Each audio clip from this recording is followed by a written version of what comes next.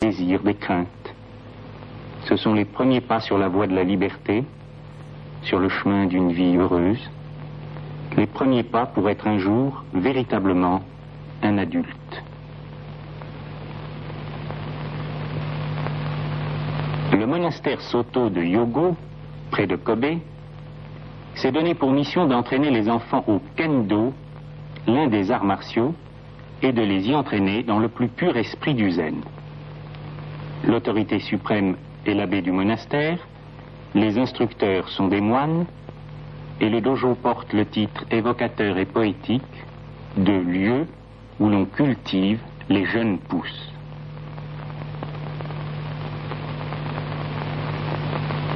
Chaque séance de pratique du kendo, combat au bâton, commence par un long zazen. Do, judo, aikido, kendo. Do signifie la voie, mais aussi la vérité de l'univers. S'ils ne sont pas dénaturés en sport de compétition, les arts martiaux expriment la vérité métaphysique, la loi, l'ordre cosmique. Comment? L'immobilité précède le mouvement, le silence précède les cris. Mais le grand enseignement du zen, comme de tout le bouddhisme Mahayana, c'est la réconciliation des contraires. Le silence et le son, l'immobilité et le mouvement sont une même réalité. Le zen n'oppose jamais. Il est la vie totale, la vie qui embrasse tout, qui inclut tout. Dans le zazen, la posture assise, l'enfant prend conscience de lui-même. Il commence à éprouver « je suis ». Pas « je suis content, je suis déçu, je suis heureux, je suis fâché ». Non, simplement « je suis ». Il y a en moi une vie, une force, une énergie, comme une source qui coule toujours.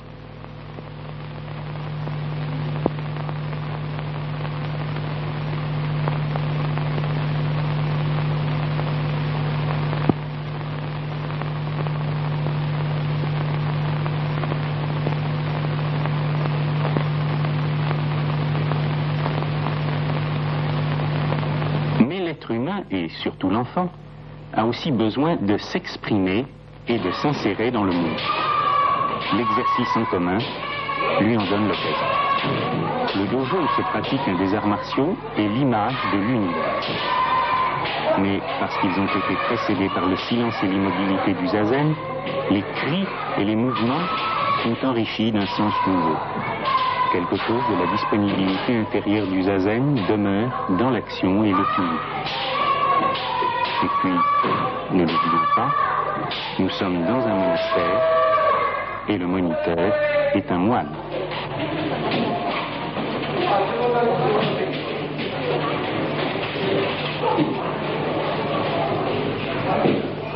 Après l'entraînement à visage découvert, le kendo se pratique avec le visage et le crâne protégés par un masque. De nouveau, les enfants reviennent à eux-mêmes. Ils reprennent contact au plus profond d'eux-mêmes avec le silence d'où jaillissent les cris, d'où jaillit le son qui est à la fois créateur et destructeur. Car création et destruction sont les deux faces d'une même vie éternelle.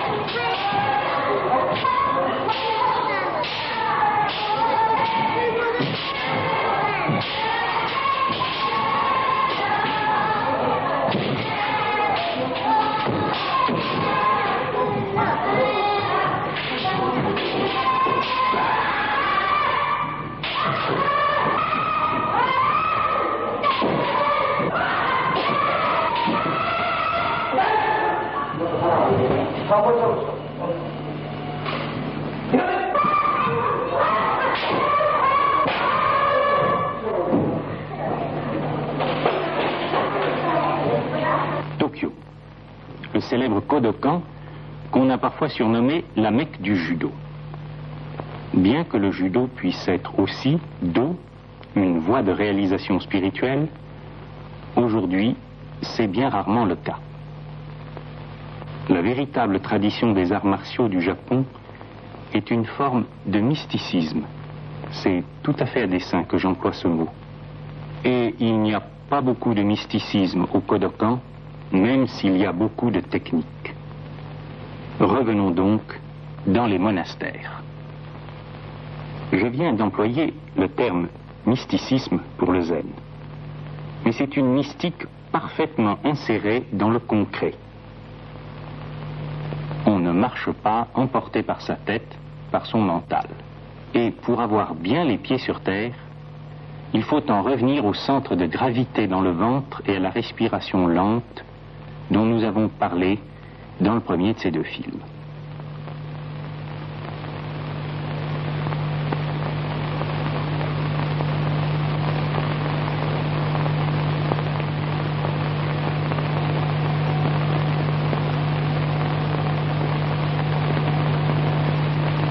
L'homme occidental se croit généralement fort lorsqu'il bombe le torse et rentre le ventre, c'est-à-dire lorsqu'il inspire. Le moine zen et le samouraï savent que la force se trouve dans l'expiration. Lorsque nous bâillons, nous expirons, et cela nous redonne un regain d'énergie. Lorsque nous rions, lorsque nous sommes positifs, nous expirons. Les pleurs, au contraire, sont des inspirations. Dans le zen et les arts martiaux, en expirant, on ne rentre pas le ventre. Au contraire, on pousse les intestins vers le bas. Un enseignement dit que lorsque la vache fait meuh, donc expire, c'est pour prendre de la force. Entre la vache qui fait meuh et le mysticisme, quel rapport peut-il bien y avoir? Le mot qui peut faire le lien, c'est le mot énergie. Lorsque Dieu se manifeste, lorsqu'il crée le monde, Dieu est énergie. Le Kinhin, la méditation marchant, est d'abord un contrôle de l'énergie par la maîtrise de la respiration, par la maîtrise de la tension et de l'extension, par le maintien du centre de gravité dans le bas-ventre. Pendant l'expiration, le moine ou le judoka a une fermeté inébranlable, une puissance irrésistible. Plusieurs exercices, plusieurs tests montrent combien il est facile de déséquilibrer un homme qui est mal situé intérieurement, mal situé mentalement, mal situé émotionnellement, mal situé physiquement. Mais dès qu'il s'agit de force, nous devons faire très attention à ne pas nous méprendre, à ne pas nous engager dans une voie fausse qui n'aurait rien, strictement rien à voir avec le bouddhisme en général et le zen en particulier. Or, si nous demandons à un véritable maître dans un de ces arts martiaux quel est le cœur ou l'essence de son enseignement, la réponse sera toujours, du moins s'il s'exprime en anglais ou en français, abandonner l'ego. Abandonner l'ego. C'est ici qu'arts martiaux et mysticisme se rejoignent. Abandonner l'ego est l'expérience fondamentale qui transforme l'existence humaine en une vie illimitée où toutes les contradictions sont dépassées, où tous les problèmes sont résolus.